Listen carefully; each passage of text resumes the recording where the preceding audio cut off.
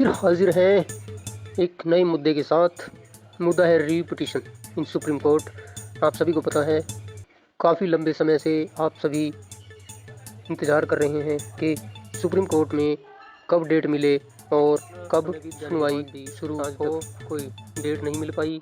Supreme court में अक्सर मामले बहुत लंबे चलते हैं और लंबी ही तारीखें मिलती हैं। पुराने समय में भी लंबी लंबी 6-6 महीने की तारीख मिलती थी, जिसे देख कर के मन बहुत हताश होता था, निराश होता था। तो क्या भी चलेगा मामला लंबा?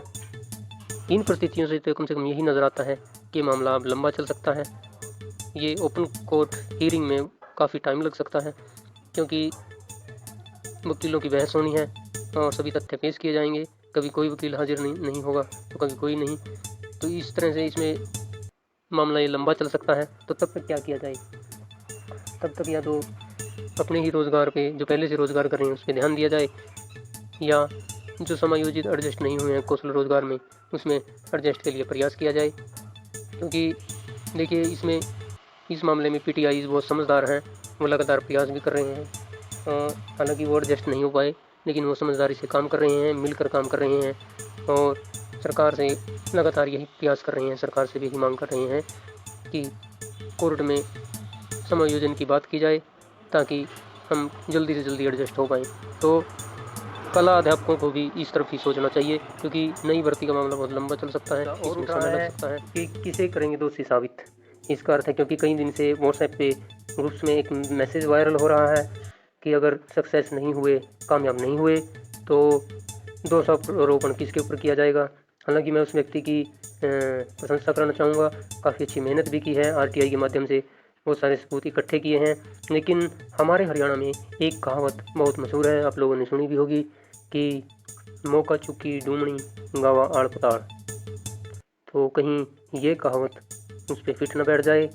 तो अगर ऐसा हुआ तो फिर लोगों को और दोषारोपण करने का अवसर मिल जाएगा, क्योंकि ये सबूत अगर 10 साल पहले दिए गए होते तो आज यहाँ तक नौबत नहीं आती। लेकिन फिर भी मेहनत की है तो उसमें प्रशंसा करने में कोई हर्ज भी नहीं है, क्योंकि किसी से व्यक्तिगत दुश्मनी या व्यक्तिगत शत्रुता का भाव नहीं रखना चाहिए। अब आते हैं कि अगर वहाँ सक्सेस नहीं हुए तो क्या दोषारोपण अकेले व्यक्ति को दिया जाएगा? इसमें उस व्यक्ति को भी दोषी साबित किया जाएगा, उसके सर पे भी ठीकरा फोड़ा जाएगा जो पूरी टीम को लीड कर रहा है। मैं बात कर रहा हूँ सचिन गर्ग की। निश्चित ही सारा दोषारोपण, देखिए, प्रशंसा के लिए तो सब आगे आ जाते हैं। जब कोई काम कार्य सफल होता है तो बहुत सारे लोग आगे आ जाते हैं, और लेकिन जब कोई भी काम बिगड़ता है तो उसका दोष कोई नहीं लेना चाहता, असफलता का दोष कोई अपने सर पे नहीं लेना चाहता। तो इस तरह से इन कई बातें उठ रही हैं। तो फिर भी हमें व्यक्तिगत या इस तरह के भेद बुलाकर ही कार्य करने की ज़रूरत है। तो तब तक क्या करें?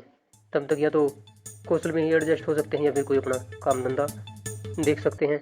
दो ही विकल्प हमारे पास हैं। तो अब इसमें अगर दूसरी तरफ देखा जाए तो इसमें पीटीआई हालांकि बहुत अच्छा कार्य कर रहे हैं। पीटीआई की जो मेल और फीमेल कैंडिडेट, उन्होंने काफ़ी सारा संघर्ष भी किया है, और हालांकि उनको ज्वाइनिंग नहीं मिल पाई। आर्ट एंड क्राफ्ट के लगभग 250 कैंडिडेट ज्वाइनिंग ले चुके हैं, जबकि वो ज्वाइनिंग के हकदार पीटीआई थे, क्योंकि संघर्ष उन्होंने किया। और खासकर फीमेल कैंडिडेट ने जो 2 दिन लगातार वहाँ धूप में भूखे प्यासे वहाँ बैठे रहे अपने छोटे छोटे बच्चों को लेकर, मैं उनकी खुले दिल से उनकी सराहना करना चाहता हूँ कि उनके अंदर संघर्ष करने की क्षमता है, उन्होंने संघर्ष किया भी है, तो वो इसके निश्चित तौर पर हकदार थे। लेकिन आर्ट एंड क्राफ्ट वाले लोग खुद में एक दूसरे के सर फोड़ने के लिए तैयार बैठे हैं, एक दूसरे को दोषारोपण लगातार करते रहते हैं, एक दूसरे को गाली गलौच लगातार करते रहते हैं। पीटीआई इसके बिल्कुल विपरीत हैं। वो लगातार सरकार से यही मांग कर रहे हैं कि कोई ऐसा रास्ता निकाला जाए कोर्ट में कि जिससे जल्दी से जल्दी ज्वाइनिंग का रास्ता निकल सके।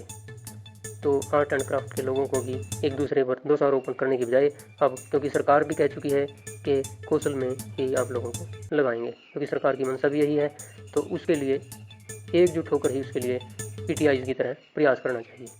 बाकी मेरे शब्द किसी को बुरे भी लग सकते हैं, कड़वे भी लग सकते हैं, लेकिन किसी के भी साथ व्यक्तिगत मतभेद तो हो सकते हैं, लेकिन मनभेद नहीं रखना चाहिए। उसका कोई लाभ भी नहीं मिलता और उसका कोई फ़ायदा भी नहीं है। तो इन्हीं शब्दों के साथ मैं सभी का धन्यवाद करता हूँ। मिलकर कार्य करें और मिलकर ही समाधान हो सकता है। धन्यवाद। Like, share and subscribe.